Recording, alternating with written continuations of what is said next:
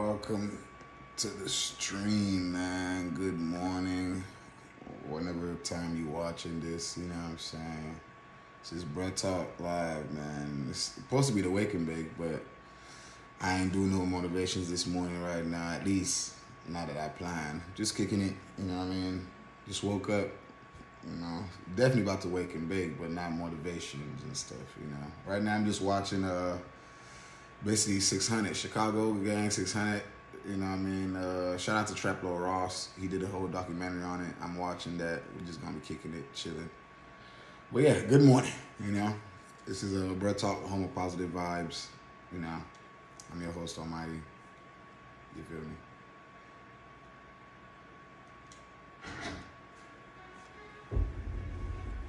Chicago, a city at war. Over the last 10 years of drill music, Chicago has gained a reputation as a dangerous city, infested with gangs with danger lurking on every street corner. If the music's to be believed, the city is a literal war zone, hence it earning the menacing nickname Chirac. However, gang culture in Chicago is nothing new. Despite drill music making it famous over the last 10 years, for decades, gangs have controlled the corners, projects, and neighborhoods all over the city. And the wars between these gangs vying for control of these areas have taken countless lives. The original gangs that formed in Chicago in the late 60s and 70s were passed down from generation to generation. And while the modern day gangs of Chicago are less organized than their predecessors, the younger members always seem to pay homage to their ancestors. Drill music has popularized modern gangs in Chicago like 600 as well as O-Block, Lamron, 300, and No Limit, just to name a few. But what all of these gangs have in common is that they're Genesis, what's good? Welcome to the stream. You good though, you good. We just chilling today though.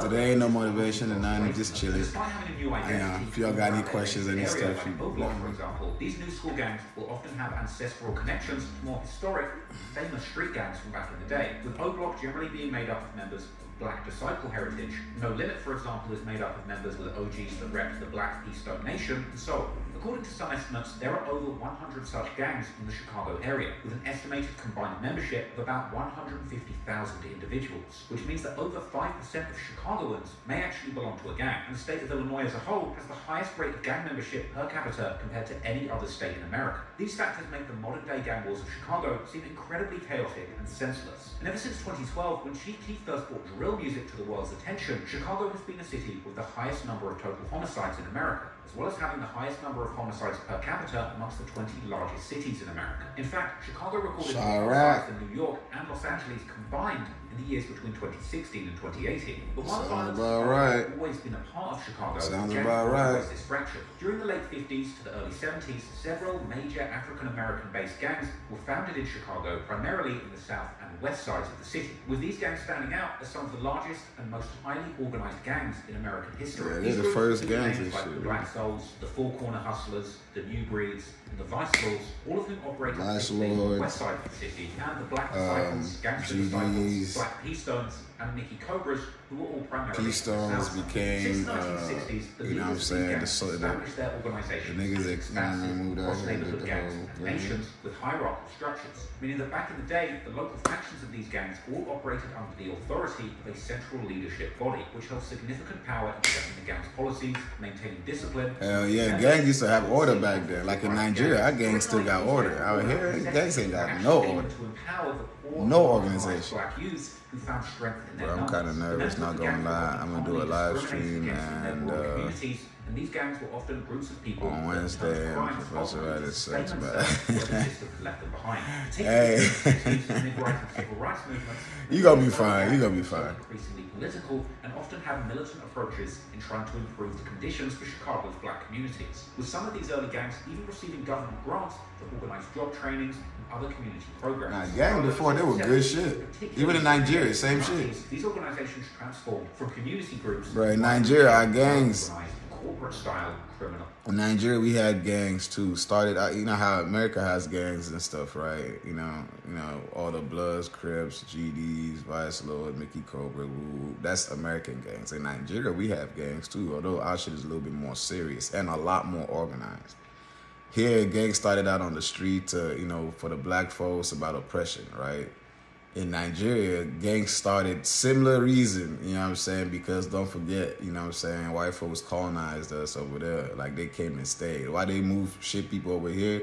They went over there and made it their home type shit and made the people that lived there goddamn visitors. That's crazy, right? But anyway, long story short, the gangs in Nigeria started in colleges, in different colleges where the gang started, right? Really, one college started one, and then niggas from that one branched out and created their own type shit. But that's how the gang started. It was because, you know what I'm saying, so they could go to school, you know what I'm saying, so they can get oppressed by the British, you know what I'm saying, while they were going to school, you know, all that good shit, the white students and all that good shit, right?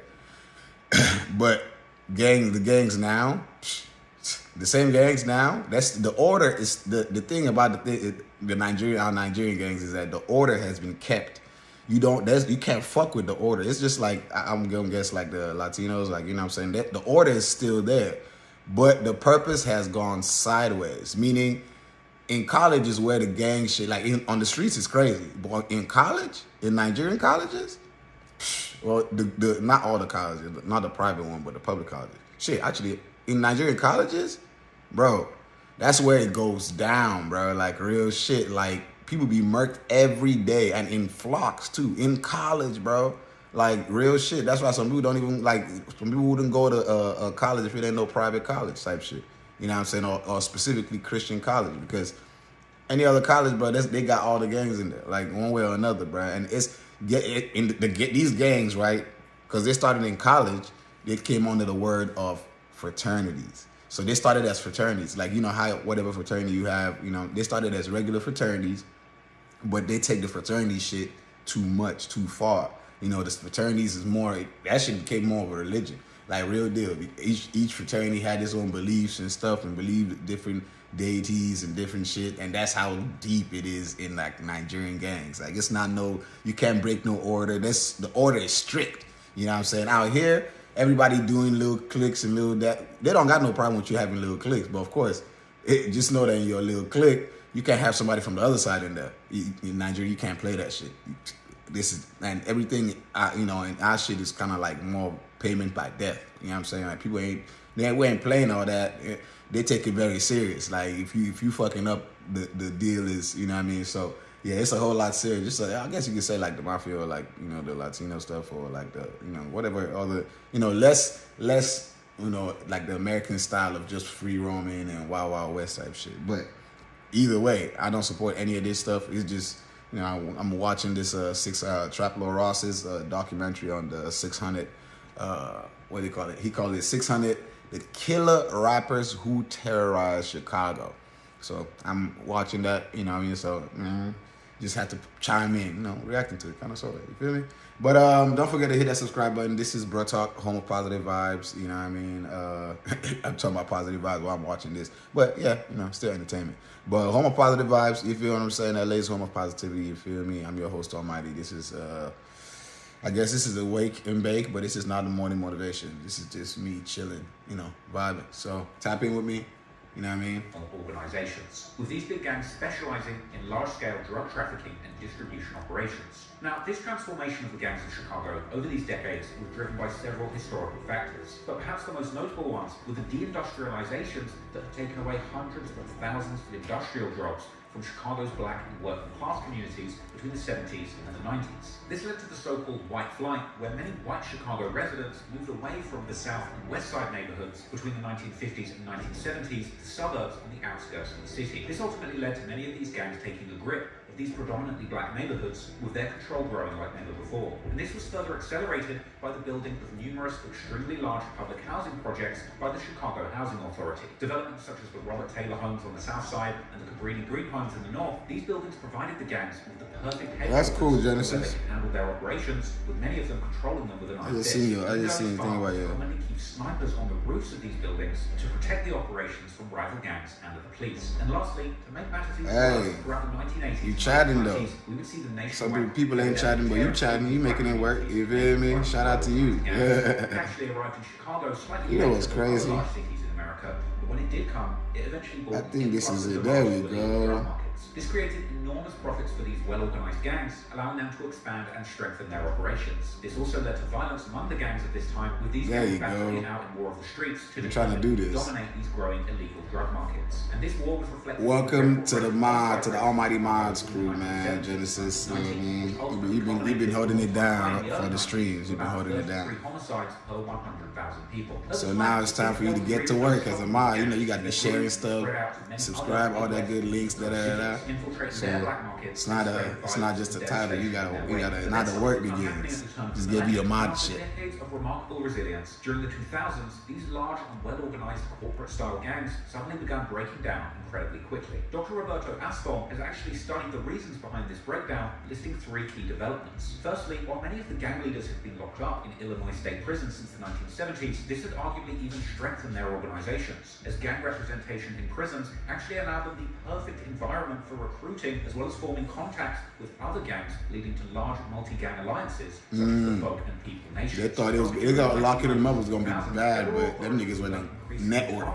Networking is key, folks. Even in crime, I guess. Yeah, crazy. That sent top gang leaders to federal prisons, where they had a much harder time maintaining the control of their organizations. This would cause a crisis of leadership amongst the gang members that were left in the streets. And to this day, 2 of the most infamous gang leaders, Larry Hoover of the Gangster Disciples and Jeff Fort of the Black Peace Stones, remain incarcerated, being held at the infamous ADX Florence Supermax prison under brutal conditions with minimal human contact. And this just goes to show you how serious the authorities were about making examples of the people who founded and led America's most infamous gangs. But it wasn't just locking up the leaders that led to the collapse of the well-organized gangs of Chicago. Secondly, in the year 2000, the Chicago Housing Authority began a project titled the Plan for Transformation. This plan called for the demolition of almost all of the large public housing projects in Chicago, which had served as the primary locations for the city's most profitable and strategically protected drug marketplaces.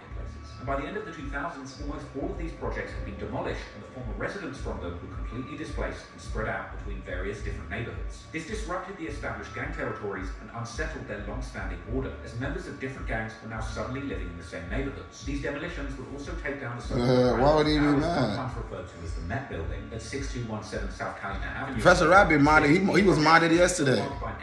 You weren't on there yesterday. He was on there yesterday. He got modded yesterday. That's why I decided to start. I'm like, let me just go ahead and mod people up. So he was the only one on, so I gave him my mod shit. Now, this just goes to show you. And you just got yours because you were supposed to be on there that day. He was asking about you too. I don't know why you're leaving.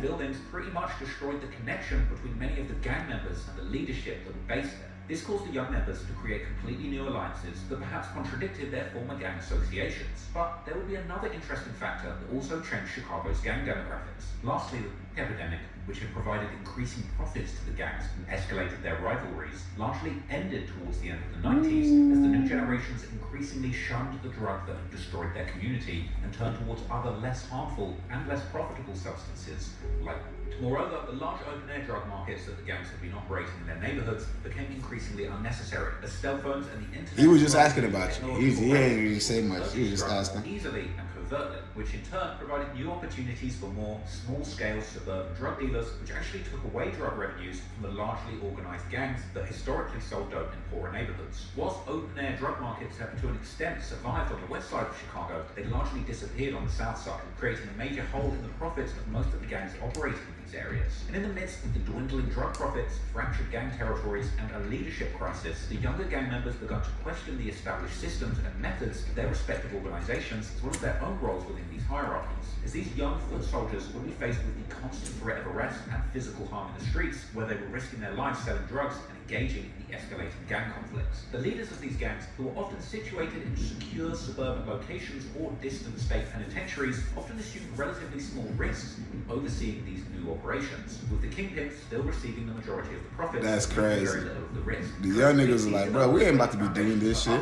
You know what I'm saying? Which eventually shattered their organizational structures during the 2000s before drill music had even emerged. This was followed by individual gang members or small groups increasingly focusing on other ways to make money, such as robbery. This led to the start of what some people have called the stick-up era of the 2000s, which was perhaps most famously exemplified by a violent group of GDs, BDs, and other historic Chicago gang members who joined together under the name the Hobos, a testament to their lifestyle of simply sleeping and robbing. The Hobos cared more about simply taking from people than which historic gangs their members had a heritage in. But while the hobos and other stick-up crews undoubtedly caused much fear and violence in the aftermath of Chicago's fractured gangland, overall the 2000s saw a significant downturn in Chicago's murder rate. And this was giving the city much-needed hope that things were beginning to turn better. But unfortunately, this would turn out just to be the calm before another storm, which would eventually raise the violence again to the levels of the mid-90s. But unlike the 90s, when gang wars revolved around strategic issues like control over drug markets or disputes over territory, the motives behind the modern-day gang conflicts seem much harder to pinpoint, with serious beefs seemingly based on tit-for-tat revenge killings that played out over the years. The many murders and get-backs between these new generations of gangs have left generational traumas and grudges, creating a cycle of violence that seems impossible to stop, leaving gangs motivated to kill purely for revenge rather than being motivated by money like they were back in the day. And this is further exacerbated by the fact that there's now an astonishing number of small gang sets that live incredibly close to each other. Oh, man. Any sort of real I don't know a lot. usually would assert control over the violence in the streets. This means that any interpersonal conflict Happy Sunday, man. gang sets can at any point flame up into a full-blown war due to the ill-considered actions of just one or two people. Happy Sunday, happy Sunday. Increasingly likely in the age of social media that gang members commonly use to diss each other. Not to mention the music, where the taunting of rival gang sets and their murdered members often takes particularly aggressive and disrespectful forms. In the 2010s, Chicago drill music would emerge, and drill music would not only give listeners a window into the criminal underworld in Chicago for the first time ever, but it would also give those members involved in the gang wars a megaphone to broadcast boastful accounts of their activities in the streets, with the songs constantly including insulting disses towards their opposition and murdered rivals. Now, whether or not you believe the music itself is fueling the gang wars, there's no denying that for those living in the gang-infested streets of Chicago, music has become noticeable, and local gangs to claim responsibility for the brazen murders that they've committed, taunting their ops in front of an audience of thousands, sometimes millions. This is the environment where the young members of 600 grew up and eventually made their names, both in the streets and in the city's newly booming music scene. That's good. Congrats, Genesis. Street Gang 600 would become infamous in the streets of Chicago, not just for the deadly violence they carried out in the streets, Big but also congrats. the brazen music they made, bragging about it for the whole world to hear. Keep putting out content every day. Just like how I'm doing right now. I really don't want to go on live today, but I'll be here. Look at me racking up, Southwest corner of Washington Park and is part of the Washington Park neighborhood. More specifically, they roughly claim the area between 59th and 61st You gotta rack up the lives, man. You gotta rack up the content. Hangouts having been around the corners. Keep going. 60th in Indiana. Whether you want to do it or not, just do it. You know what I mean? That way you just create that habit of, you know what I mean? Numbered streets in Chicago's South Side are often used by gang sets to represent themselves by adding Because that's the one thing I fucked up last time. Like all the other times, I always let things just stop me from doing it. What I want to, like, once things happen, I'll be just, you know what I mean? So now this time I'm going on, and I'm on the path of like, I'm going, you know,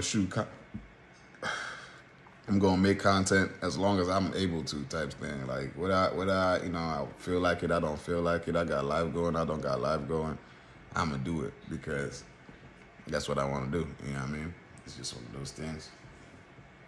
Hey, you know what I'm saying? The 600 is a block off from, you know? You know what I'm saying? 60, man, 06, so 600. 46 videos, that's good. Let's keep it going. Man, you know, just Let's 600. stack it up. However, the name could also be seen to have other associations. Who decided like, we gonna call it 600? So I ain't even gonna be fake. It was how I know it, bro. Like the day that I seen E-Day first said the word 600 out of his mouth, folks in the Rondo, the whole shit, folks, Mimo, y'all think Mimo was with them? It was about, bro. They was walking, coming from Prairie, and it looked like it was about 100 of them little ass, bro. On folks and them. So we like, who? Then I started seeing faces of the big guy, like Mimo age. Ooh, so oh, that's for that. He didn't get that. Yeah, that's for 600. We 600 deep. We whoa. It's also worth mentioning that 600 has a close relationship with the Lamron set from Inglewood, which is about 1.5 miles southwest from their block. Lamron are best known for the famous rappers that hail from there, Lil Durk and Lil Reese. And Lamron is actually known to rep the number 300, with 3 being a significant number for Black disciples, which both Lamron and 600 primarily are. The name 600 is quite literally 300 twice, as Chief Keef would rap in his 2013 song Nice, where he claimed affiliation with both Lamron and 600. That's also how 600 rapper E-Day would rep his hood in the infamous drill classic War. But before fans of drill music came to know 600 in the early 2010s, that neighborhood and the gang set that ran those streets was commonly known as Brick City, with the name actually being inspired by the brick-paved alleyways that can be seen in the area. The bricks is 59, you know what I'm saying? So it's like Brick City, if you came out, it's like the alley is like bricks. Like real bricks, not even like cement brick, you know, so like put on some brick seats. Shit. Alright, I'm about to get off the stream though. Genesis, welcome to the mod team, you know what I'm saying? As I said, being a mod is not chill shit. Being a mod means while we're on stream, you know what I'm saying? Keeping conversation going, letting people know to subscribe, you know what I'm saying? Clipping the stream, sharing the streams, all that good shit. If you're something you can handle, of course we're gonna be able to tell within this week. You know what I'm saying? Even everybody I gave a mod to. You know what I'm saying? I'm gonna watch out this week, see what's up. You know what I mean? But shit. What was I about to say? But yeah, you know what I mean? We're gonna see how that plays out. So next stream, I'm probably gonna do on the computer. I'm not sure. I don't even know how it's gonna play out, but we're gonna see it. And then Genesis says, bro, I noticed I don't sleep in summer at all. Well, your ass, you need to start working out. Work out in the daytime. By nighttime, you're going to be exhausted. You just ain't exhausted yet. If you're exhausted, you're going to go to sleep. If you're exhausted, you're going to go to sleep. That's just the truth. You know what I'm saying? Like, you got to exhaust yourself. You got to get your body tired, like literally tired. You know what I mean? Do something that's going to tire you the heck out. Once you're tired, you will go to sleep. I promise you that. Like, there ain't no ifs and buts about it. Once you're tired, you're going to go to sleep. But all right, though. I'm going to see you on the next stream. You know what I'm saying? Just wanted to come on here. You know what I'm saying? You know, the regular. Trying to build a routine of being on here. You know what I'm saying? I told you I'm going to be streaming multiple times a day. And here we are, you know? All right. Peace.